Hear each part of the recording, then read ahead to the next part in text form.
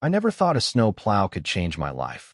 But here we are, and honestly, if you'd told me 2 years ago that a $12,000 invoice would become my claim to fame, I'd have called you crazy. But let me back up a sec. My name's Keith Lawson, and back in late September 2024, I packed up my life and moved to Pine Ridge, Colorado. Beautiful place, mountain views, crisp air, not a bad drive to Boulder.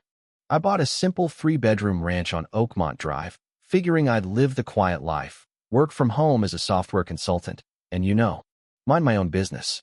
That was before I met Nancy Patterson, the HOA president, and let's just say, if there's a movie villain for HOAs, she's the blueprint. First time I met Nancy, it was at the mandatory new homeowner orientation. If you've never been to one, imagine jury duty with pastries and passive aggression. She walks in, late 40s, 2 blonde highlights, powder blue pantsuit, clutching a binder thick enough to stop a bullet. "Welcome to Pine Ridge," she says, with a smile so forced it might have been Botox. "We run a tight ship here. Rules are rules."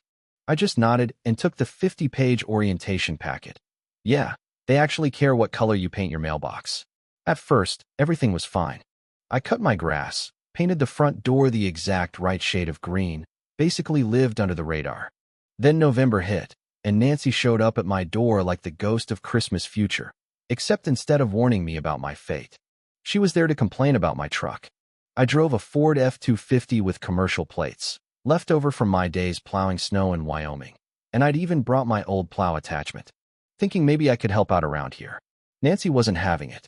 According to Section 12.4 of the HOA bylaws, commercial vehicles aren't permitted on driveways or the street, she recited, dead serious. I pointed out half the block drives pickups, but apparently my truck was the problem. Because of the plates and the plow, even though the plow was in my garage. "Rules are rules," she said, and handed me a $50 a day fine warning. You know what I mean? I could feel my blood pressure rising. So I switched my plates, figured that was the end of it. But it was only the beginning. First snow of the year hit in November, just 4 inches, nothing major. I plowed my own driveway in 15 minutes, then cleared out Mrs. Chin's next door because, well, she's 83 and shouldn't have to shovel. Nancy, of course, rolls up in her Mercedes and says, "Are you running a commercial snow removal operation?" I kid you not. She threatened me for helping a neighbor, said I needed prior written approval to use commercial equipment. Mrs.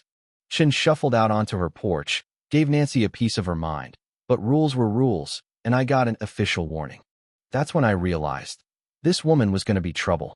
Winter went from cozy to nightmare real quick. Snowstorm after snowstorm, and the HOA's contractor, some company called Alpine, was useless. Streets stayed buried, cars got stuck, and everyone started complaining at the December HOA meeting. That's when I learned Nancy's husband owned the landscaping company, getting $40,000 a year from the HOA. Conflict of interest? Anyone? The snow removal budget was peanuts by comparison. People grumbled, but Nancy shut everyone down. It was like arguing with a wall. Then came the blizzard, 14 inches overnight, streets buried, temperature dropped to 5 degrees. Alpine didn't even show. People couldn't get to work. The HOA emergency line went straight to voicemail. Mrs. Chin couldn't open her garage, and I watched neighbors slip and slide, trying to dig out with plastic shovels from Walmart. That night, Nancy sent out a classic corporate email. "We're working to resolve the situation. Please be patient." Which is code for, "You're on your own." Next morning, my inbox dings, Nancy, of course. "Given the current emergency, the HOA formally requests that you plow the streets immediately. This is your duty as a member of this community, and we expect full compliance." And then, get this, they called it voluntary community service. Yeah, that happened. So I did what anyone would do. I wrote back and asked for written confirmation from the HOA board that they were engaging my services. 5 minutes later, Nancy emails, "Fine. You have board authorization. Do it today." That was her fatal mistake. First, I documented everything, screenshots, emails, photos of the snow, bylaws highlighted, the works. I called up a buddy, Rick, who runs a commercial snow removal outfit in Boulder. Asked what he'd charge for 2 miles of streets, 14 inches deep, emergency service. 8 to 10 grand. He says, minimum. Then I called a real estate attorney. If they authorized your services and you performed them, you're entitled to compensation, he told me. That's contract law, quantum merit. So I plowed the streets. 9 hours in the cold, engine roaring, snow flying, Mrs. Chin bringing me coffee, neighbors waving, some snapping photos like I was a local celebrity. When I finished, every street was clear, better than Alpine had ever managed. I sent Nancy and the HOA a detailed invoice, $12,000. Itemized, commercial rates, photos, log entries, everything. Sent by certified mail, too. I was ready. The reaction? Oh, it was gold. 2 days later, Nancy calls me, absolutely losing it. This is fraud. We never agreed to pay you. I told her, calmly, that she had authorized the service. If you don't pay, I'll take it to small claims court. Silence. She actually accused me of tricking her. No, Nancy, I said. I did exactly what you asked. She hung up. The next HOA meeting was packed. Over 60 people crammed into the community center. Nancy tried to spin the story, but people weren't buying it. The room turned on her. A contracts attorney in the crowd read the emails and sided with me. Then Margaret Sullivan, a neighbor with hair like steel wool, called for a vote to remove Nancy as HOA president. 2/3 vote needed, 50 hands shot up. Nancy was done. She left, face red, not a word.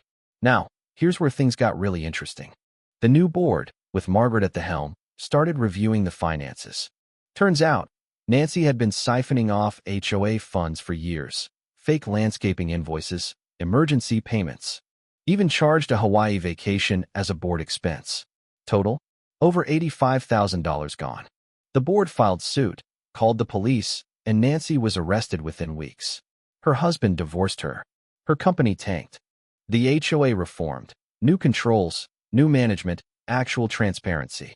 About my invoice, the board said they could only pay me $8,000 up front, the rest in installments. I figured, why punish my neighbors for Nancy's crimes? I told them to keep the last $4,000 and considered it my donation to the cause. Margaret cried. Mrs. Chin hugged me. I took her out for dumplings to celebrate. Life in Pine Ridge changed for the better. We scrapped all the petty rules. No more measuring grass with rulers or checking mailbox paint colors. The only rule was be a good neighbor. And, wouldn't you know it, people actually started helping each other. That winter, 3 other folks bought plows, and we started our own snow-clearing co-op. No fines, no threats, just neighbors doing what needed to be done. Nancy. She served 18 months, got out early for good behavior, moved to Arizona, took a job as a grocery store cashier. I heard her ex rebuilt his business with honest work. Pine Ridge property values soared. People wanted to live here because, well, we'd become a real community. 3 years later, a reporter called me up for a story on HOA abuse. The article went national. I got emails from people across the country sharing their own stories. Some got inspired, some got justice. Turns out, Nancy wasn't alone. HOAs everywhere have their tyrants. But people are starting to fight back. 5 years after moving in, I threw a block party. Kids running wild, neighbors grilling, Mrs. Chun, now 88, holding court by the potato salad. She leaned over and said, "You did that, Keith. You made this a neighborhood." I just smiled and flipped a burger. You know what? I actually believed her this time. The $12,000 invoice that started it all hangs on my wall. Not because I'm proud of the money, but because it reminds me. Sometimes you stand up to bullies with paperwork, patience, and principle. And sometimes, that's all it takes to change everything. So what do you think? Was I right to send that invoice? Should I have just plowed for free, or did the HOA get what was coming to them? I want to hear your stories about justice, about doing what's right, about standing up for yourself or your neighbors.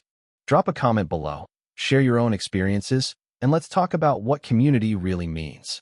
Because sometimes it takes a snow plow and a stubborn streak, a little neighborly kindness, and a whole lot of documentation to remind us what we're really fighting for.